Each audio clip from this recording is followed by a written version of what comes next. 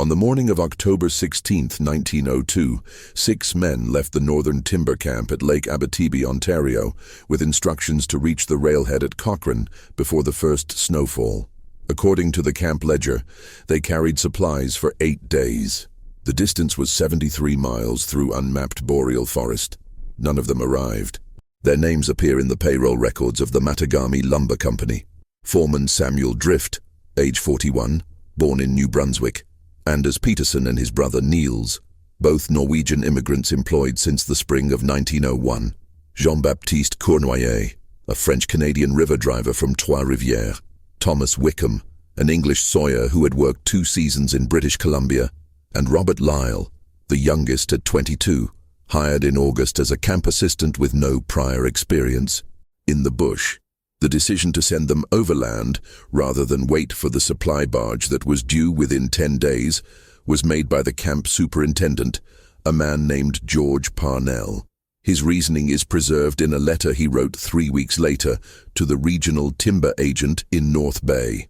Parnell explained that the approach of freeze-up meant the lake route would soon become impassable, and that the men were needed in Cochrane to load equipment onto the Temiskaming and Northern Ontario Railway before winter halted all transport.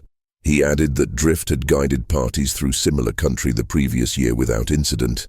What Parnell did not mention, perhaps because he did not consider it relevant, was that the 1901 journey had taken place in late August under clear skies, and with a surveyor's map that indicated the presence of a trapline cabin roughly halfway to Cochrane. In October 1902, that cabin no longer existed. It had burned to the ground in a forest fire that summer, a detail recorded in a Ministry of Lands and Forests report filed in Toronto, but never communicated to the timber camps along the northern frontier. The morning of their departure was overcast. A notation in the camp cook's diary mentions light rain and temperatures just above freezing. Drift signed for the supplies: 4 canvas packs containing flour, salt pork, tea, matches, and 2 Hudson's Bay wool blankets. Each man carried a belt axe. Wickham, the sawyer, took a compass he had purchased in Vancouver. Lyle, the youngest, carried a leather-bound notebook his mother had given him when he left home in Kingston. It was never found. They left at first light, following the western shoreline of the lake before turning southwest into the forest. The last person to see them was a Cree guide named Joseph Makokis, who was returning to the camp after checking his trapline. He later testified to a provincial constable that the group appeared well provisioned and that Drift seemed confident of the route. Makokis said he warned them that heavy rains had swollen the rivers, but Drift replied that they would find shallow crossings further south. Makokis watched them until they disappeared into the spruce. That was the last confirmed sighting. What followed was not a sudden catastrophe, but a slow unraveling, reconstructed decades later from fragments. A rusted axe head discovered in 1947 by a prospector near the Little Abitibi River. A canvas pack found in 1959 by a forestry crew, its contents rotted beyond recognition. And a single entry in Thomas Wickham's compass case, written in pencil on a scrap of birch bark, which read only, "Day 6, no trail, river too high." The decision that sealed their fate was not the choice to leave the camp. It was made 3 days into the journey, at a river crossing that no longer appears on modern maps, but which is mentioned in several turn-of-the-century trapper accounts as a seasonal ford that became impassable after autumn rains. Drift, according to later analysis, chose to continue south rather than return to the lake. It was a reasonable decision, based on the assumption that the rivers would narrow as they moved inland. It was also irreversible.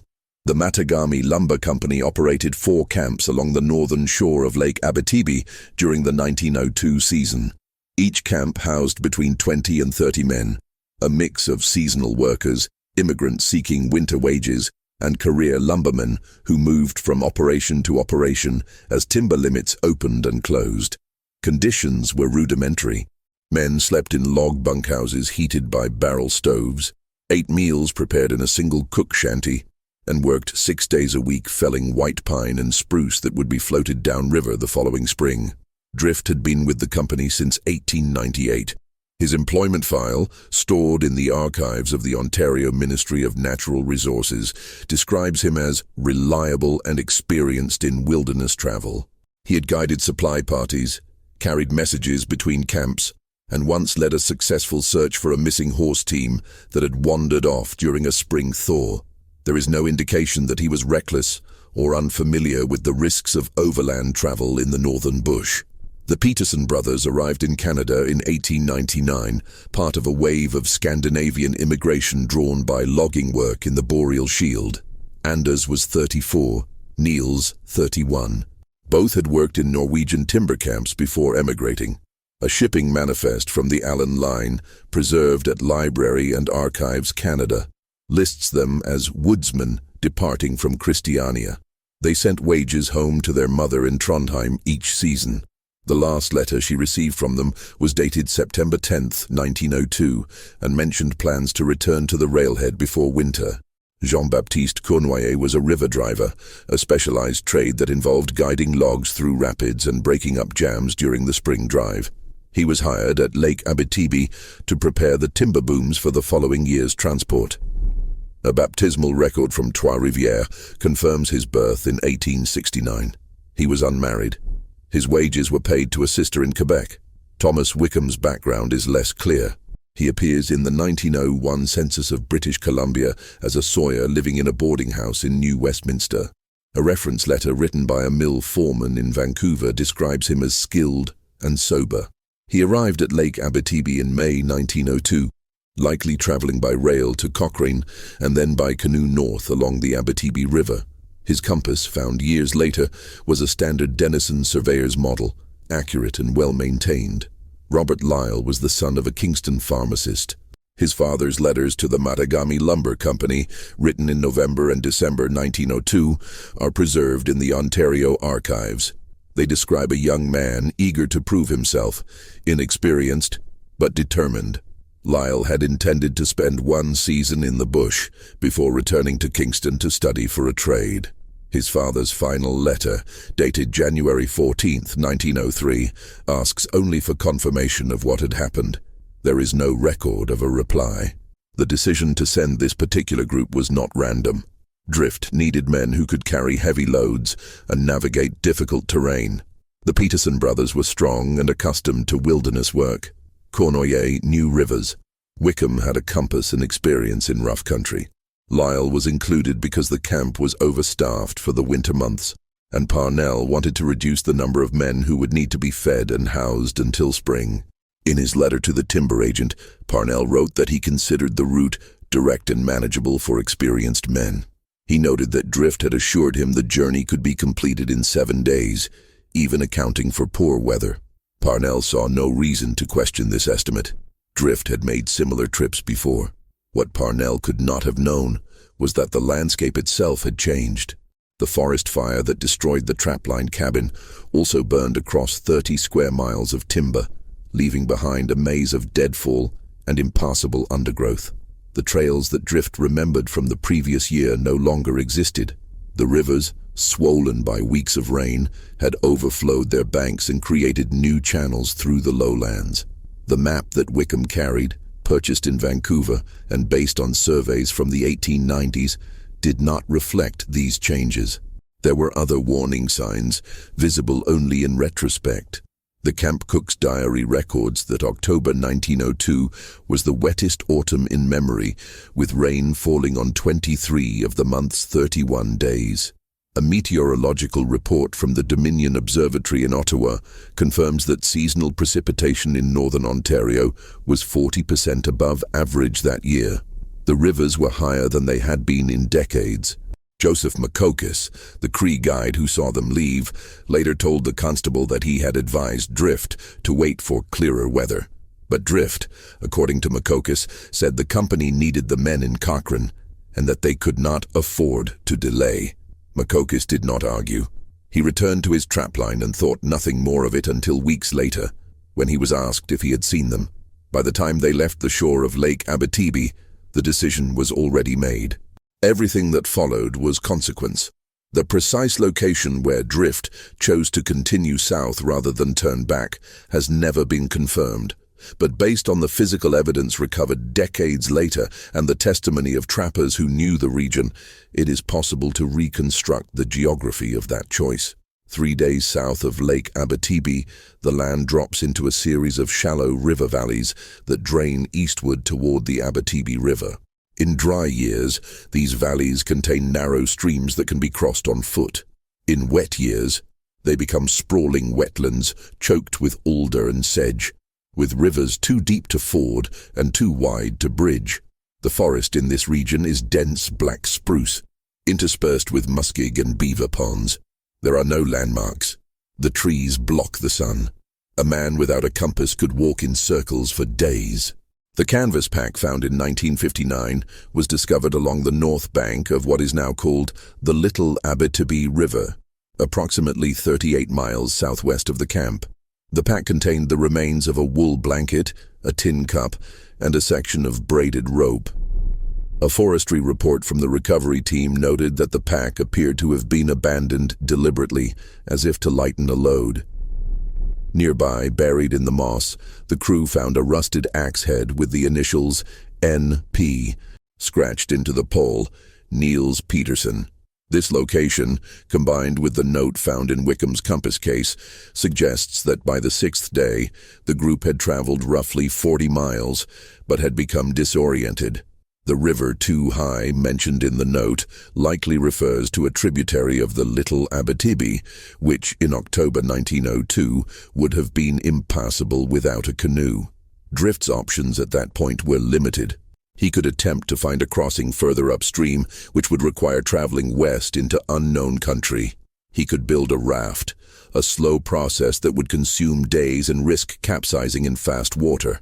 Or he could turn back. He did not turn back. The reasons are a matter of inference.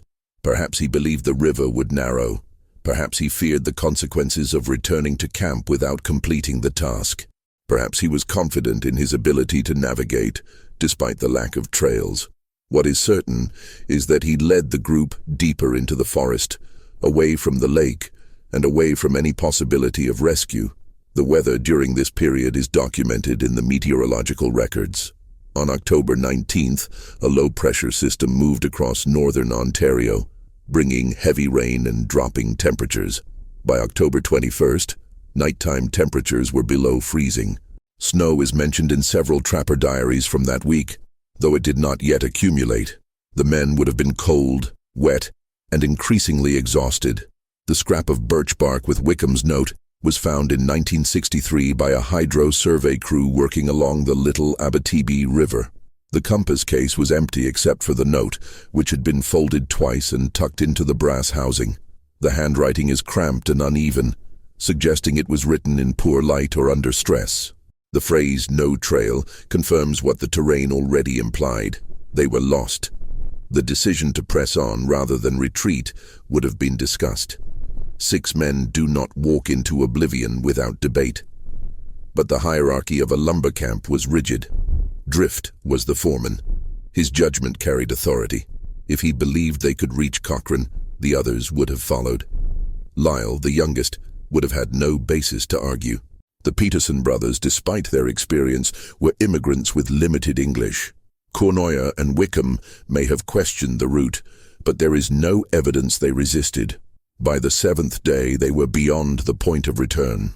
The supplies they carried were designed for 8 days, assuming consistent progress toward a known destination. Once they became lost, the calculation changed. If they turned back, they would need to cover at least 40 miles through difficult terrain with diminishing food and no certainty of finding the way. If they continued south, they might still reach the railhead, or at least encounter a trapper's cabin, a logging road, or another party of men. Drift chose south. The axe head, found in 1947, was discovered 3 miles downstream from where the pack was recovered. This suggests the group continued to move after abandoning their equipment, likely in an attempt to lighten their loads and increase their speed. The terrain in this area is low-lying and prone to flooding. In late October, with the rivers at their highest, it would have been a labyrinth of standing water and muskeg. There is one other piece of evidence, though its connection to the group is uncertain. In 1951, a trapper named Albert Chevrier found a set of initials carved into a birch tree near the confluence of the Little Abitibi and a small unnamed creek. The initials were RL, and below them a date, Oct 24. Chevrier reported the find to the Ontario Provincial Police, who noted it in their files but took no further action. The tree was never relocated. If the initials were Robert Lyle's, they suggest the group was still alive on October 24th, 10 days after leaving camp. By that point, their food would have been gone. The temperature at night would have been well below freezing. They would have been too weak to build shelters or maintain a fire in wet conditions. The forest would have been silent except for the sound of water and wind. The final confirmed evidence is the location of the axe head. It was found on a gravel bar that would have been submerged in October 1902, meaning it was likely dropped during an attempt to cross the river. Whether the crossing was successful is unknown. What is certain is that no one made it to the other side and continued south. The river was the end. Drift's decision to press on, made somewhere in the rain and cold on the 6th or 7th day, was the hinge. Everything before that moment was survivable. Everything after was not. The first indication that something was wrong came on October 30th, when the supply barge arrived at the timber camp and the dock crew asked where Drift's party had gone. George Parnell, the camp superintendent, checked his records and realized that 14 days had passed since their departure. The journey to Cochrane should have taken 7, perhaps 8 in poor conditions. He sent a runner south along the lake shore to check if they had delayed at another camp. The runner returned the next day. No one had seen them. On November 2nd, Parnell dispatched a search party of 4 men, led by Joseph Makokis, to follow the route Drift was believed to have taken. The party carried provisions for 10 days and instructions to travel as far as the Little Abitibi River before returning. Makokis later reported that they found no tracks, no camps, and no signs of passage. The heavy rains had erased everything.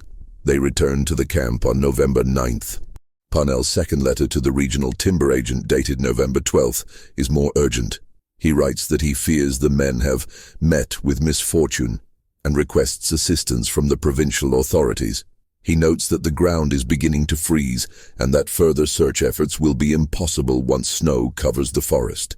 The letter concludes with a request for instructions on how to proceed. The response from the timber agent, dated November 20th, is brief. It acknowledges the disappearance and states that the matter will be referred to the Ontario Provincial Police. It also notes that the Matagami Lumber Company is not responsible for men who deviate from assigned routes. The implication is clear. The company would not fund further searches. A constable named Frank Holloway was assigned to investigate. He arrived at the camp in early December, interviewed Parnell and several workers, and filed a report on December 18th. The report, preserved in the OPP archives in Orillia, concludes that the men likely became disoriented and perished due to exposure and lack of provisions. Holloway notes that similar incidents had occurred in the region and that the northern forest was unforgiving to those who miscalculate distance or weather.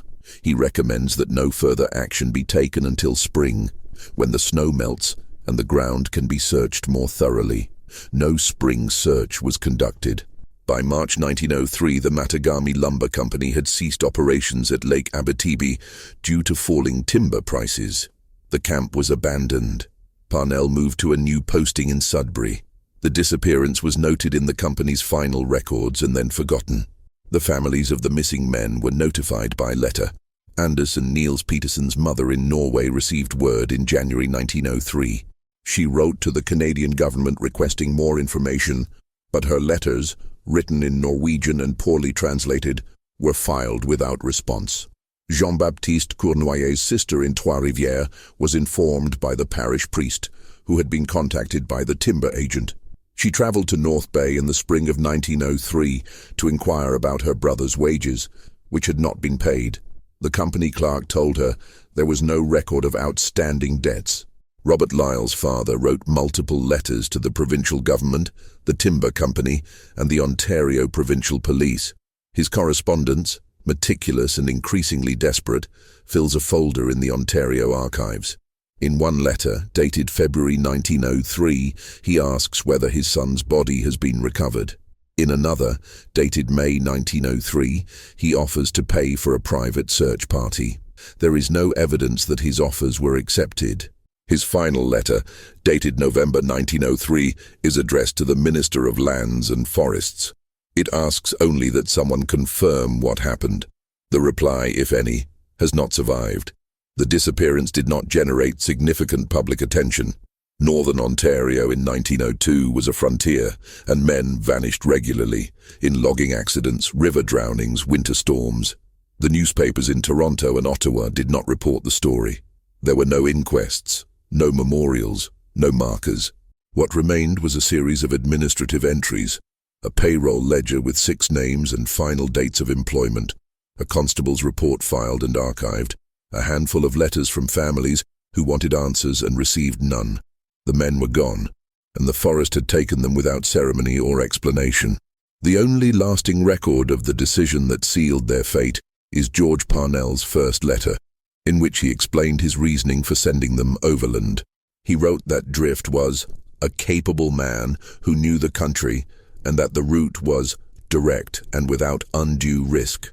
Parnell could not have known that the country Drift knew no longer existed, and that the route had become a trap.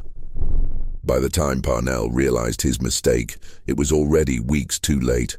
In 1978, a historian named Margaret Thistle published a regional study of Northern Ontario timber camps for the Ontario Historical Society.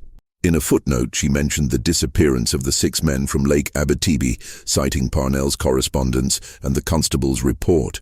Thistle noted that the incident was representative of the hazards faced by workers in the early logging industry, and that the lack of communication between government agencies and remote camps contributed to preventable tragedies. She did not speculate about what had happened to the men. The physical evidence recovered over the decades, the axe head, the canvas pack, the compass note, is scattered across provincial archives and museums. The axe head is stored in a collection of mining and logging artifacts at the Thunder Bay Museum. The canvas pack was catalogued by the Ontario Ministry of Natural Resources and later lost during an office relocation in the 1970s. The scrap of birch bark with Wickham's note is held in the OPP Historical Archives in Orillia, though it has not been displayed publicly. In 1985, a forestry crew working near the Little Abitibi River discovered human remains during a controlled burn. The bones were fragmentary and scattered by animals, but a forensic analysis conducted by the provincial coroner's office determined they were consistent with a male individual who had died of exposure sometime between the late 19th and early 20th centuries. Attempts to identify the remains through dental records were unsuccessful. The bones were interred in an unmarked grave in Cochrane. Joseph Makokis, the Cree guide who saw the men leave, lived until 1944.